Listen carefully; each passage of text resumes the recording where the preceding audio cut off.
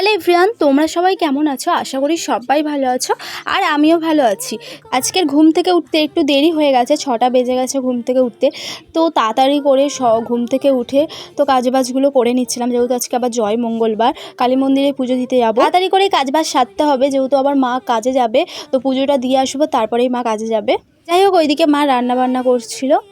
জানো তো, খারাপ সময় না হলে তুমি মানুষ চিনতে পারবে না।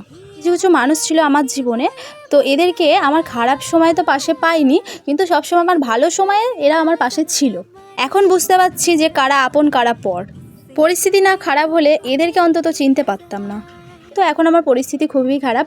জানো তো, আমি এমন একটা মেয়ে, যতই সবাই আমার সাথে খারাপ ব্যবহার করুক না কেন, সে যদি আবার এসে আমার সাথে কথা বলে না, সেই আমি তার সাথে আবার ভালোভাবেই কথা বলতে শুরু করে দেবো। এখন আমার খারাপ সময় কেউই পাশে নেই। যারা বলতো যে আমি তোর পাশে সব সময় আছি, কিন্তু এখন তারাই আমার পাশে কেউই নেই। মুখে বলাটা অনেকটাই সহজ, কাজে করে দেখানোটা অতটাও সহজ নয়। যাই হোক, তো তারপরে বাড়ির সব কাজ করে 7টার সময় বেরিয়ে পড়েছিলাম পুজো দিতে। আমি আর বোনই গেছিলাম। তো সাইকেল নিয়ে গেছিলাম আমরা দুই বোন, কালী মন্দিরে গেছিলাম। তো তোমরা কারা জয় মঙ্গলবার করলে অবশ্যই কমেন্ট করে জানিও। তারপরে আমাদের পুজো দেওয়া শেষ করে বাড়ি যাচ্ছি। তো এসে অগ্গিটা খেয়ে, মা রান্না করেছিল ছোলা আলু দিয়ে তরকারি আর লুচি। মায়ের হাতের রান্না তো অসাধারণ হয়েছে। তো যাই হোক, এদিকে আমার মাও রেডি হয়ে গেছে, তো মাও চলে যাবে কাজে। তো মা চলে গেল কাজে, তারপরে বোনকেও রেডি করে দিচ্ছিলাম। তো বোনকে চুলটা বেঁধে দেবো। তো বোনের স্কুল সোমবার থেকে চালু হয়ে গেছে। যাই হোক, ওকে চুলটা বেঁধে দিচ্ছিলাম। জানো তো, আমার জীবনে এই দুটো মানুষই আছে। আমি যতই বিপদে পড়ি না কেন, জানো তো, আমার জীবনে এই দুটো মানুষই আছে। আমি যতই বিপদে পড়ি না কেন, কোনো দিন এই দুটো মানুষই আমাকে ছেড়ে যায় না। তো আমার মা আর আমার বোন। আর আমার বাবা তো ছিল, তো বাবা মারা যাবার পরে বুঝতে পারলাম যে কে আপন কে পর। যারা বলেছিল যে আমি তোর পাশে সবসময় আছি, থাকবো, চিন্তা করিস না, চিন্তা করার কি দরকার, তো এখন তারাই আমার পাশে কেউই নেই। যেই সব মানুষকে একটু বেশি বিশ্বাস করতাম, তো সেই সব মানুষকে ফোন করলে নেই, বাইরে গেছে। তো যাই হোক, কিন্তু যাদেরকে আমি ফোন করি না, তারা একবার হলেও ঠিকই ফোন করে খোঁজ নেয় আমরা কেমন আছি। যাই হোক, তো বোনকে স্কুল দিয়ে এসে আমি চলে গেছিলাম পৌরসভায়।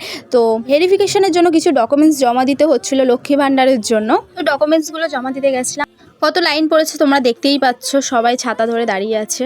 এত লাইন পড়েছে, দেখতেই পাচ্ছ আমার অবস্থাটা কেমন হয়েছে। আর সেদিনকে এত গরম পড়েছে, তার মধ্যে আমি তো একটা ছাতা নিয়ে যাইনি, ভুলেই গেছিলাম। যাই হোক, তো আমার কাজটা কমপ্লিট হওয়ার পরে তারপরে অটো করে চলে গেলাম বাড়ি। সেদিন এত গরম পড়েছিল, কি আর বলবো। যাই হোক, এসে আমি জামা প্যান্টগুলো যেগুলো শুকনো হয়ে গেছিলো, তো সেগুলো পাট করে করে গুছিয়ে রাখছিলাম। যাই হোক, তারপরে চলে গেছিলাম বোনকে আনতে। এই ব্লগটা আমার ছাড়তে অনেকটাই লেট হয়ে গেল। তো এই ব্লগটা আমি করেছিলাম মঙ্গলবারে, তো এডিট করার সময় হচ্ছিল না। যাই হোক, ব্লগটা ছাড়তে অনেকটাই দেরি হয়ে গেল। যাই হোক, তারপরে বোনকে স্কুল থেকে এনে তারপরে চলে গেছিলাম বোনকে কম্পিউটার ক্লাসে দিয়ে আসতে। আসার সময় এনেছিলাম দই, রাতে আজকে খাবো দই আর চিড়ে মাখা। এদিকে আমার বোনও চলে এসেছে, তো অটো করে চলে এসেছিল একাই। যাই হোক, ওর অনেক গল্প জমে আছে, সেই গল্পগুলো এখন আমার সাথে করুক। তো আজকে মিনি ব্লগটা তোমাদের কেমন লাগলো অবশ্যই কমেন্ট করে জানিও। আজকে মিনি ব্লগটা এই পর্যন্ত, দেখা হচ্ছে তোমাদের সাথে নেক্সট কোনো মিনি ব্লগে। ততক্ষণের জন্য টাটা, বাই।